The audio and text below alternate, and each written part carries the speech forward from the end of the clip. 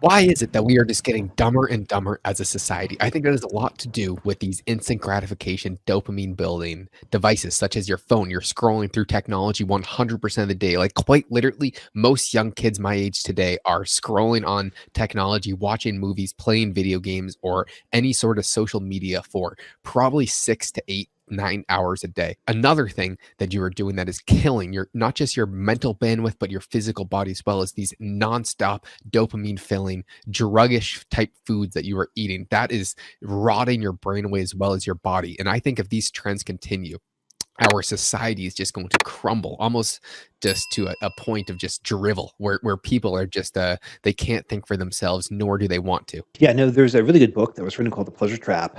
Talked about various things. Fasting was one of them, but the other thing that I went into was they talked about the differentiation between pleasure and contentment.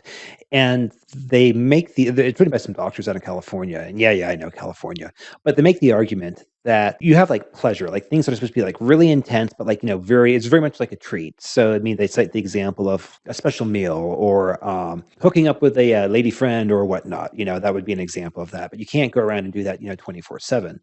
And so as a result of that, you also have this like alternative way to seek satisfaction, which is it's like a contentment circuit that they say. It's not necessarily the intense but very quickly peaking, very quickly short falling, like pleasure spike, but rather it's a slow thing. It's something that actually is designed to be on all the time. If you have an entire society that is focused on basically only stimulating the once in a while thing, you just get burnt out to the once in a while thing, like a drug. And our attention spans with that are just getting decimated. That is why stuff like TikTok and Instagram and Facebook and Twitter, which are super fast moving social medias, are so popular because you're getting instantly gratified with each video. But why is this actually bad for you? The problem is people need to think and you need to produce. If you are consuming for this 8, 9, 10 hours a day social media coming into your body, you will not be able to output anything. You will not be thinking. You will not be critically thinking, which is one of the most important skills that any young person can possibly have, especially with the younger generations today. I can tell you from personal experience, this used to be me. I mean, I would go home from school and play video games until I went to bed.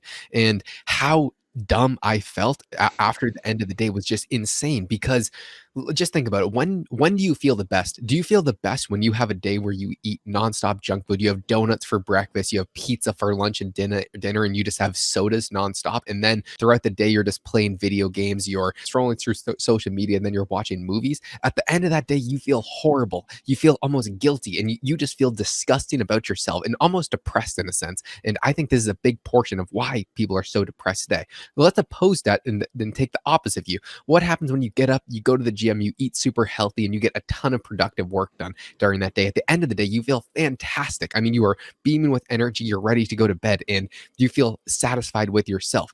These two opposing views come because of your actions that you took during that day. And today, our society is taking the wrong actions nonstop every single day. It's fine. Everybody is going to cheat, and you're going to have cheat meals. You're going to scroll on your phone all day for a day. The problem is when you overdo something like this, and it is, I would say, rotting people's brains. The example I would use is people just will say, "Oh, I'm dumb," or "I'm not too smart." That is a terrible answer. That's like saying, "Oh, someone's fat." Yes, okay, some people are born where they have their genetics are not, they are easier to put on in building fat. But the same thing is true if anyone can run a marathon. All you have to do is put in a lot of effort. You need to train really hard, and then you need to build up your stamina, burn the fat, and then you'll be able to run a marathon. The same thing is true with using your mental exercises. If you are spending all day reading and producing and thinking through complex problems, I guarantee you will be like that marathon runner. Well, you will be able to kind of achieve any sort of mental goal, just like you can achieve your physical goals. Absolutely. And I think it goes back to the thing where like it's only like you have the ability to like give yourself like a check mark or whatnot. Like it all comes back to that. But I would also note too, Josh, I've got some younger friends and I kind of tease them and give them a hard time saying that if they don't like check their phone or take a selfie like every like 90 seconds, I'm convinced they'll just like disappear. Like they'll just like evaporate. You know the meme, just whoosh. And anyway, such will be life. Justin, what do you think could actually happen? Because this is going to be the first generation raised, like the super, whatever the new generation is, the people who are like 5, 6, 7 years today, who are now being brought up, the first generation to have technology from the day that they're born. And I can see this. I know super young kids, and the second they get they have issues and their parents want to punish them, or they just don't want to deal with them, they hand them the phone and they will sit there and just watch it. Or they will, I mean, we even at one of your friends' house, they want the baby to shut up. Here, stick a phone in your face and just get out my face, shoot. Or they'll give you food. How do you think that could impact them when they're older? So, John, good question. The thing I know with social media is that you have like this. I think it's amplified the need and the want and the reward, albeit maybe the fake reward, but reward nonetheless to conform.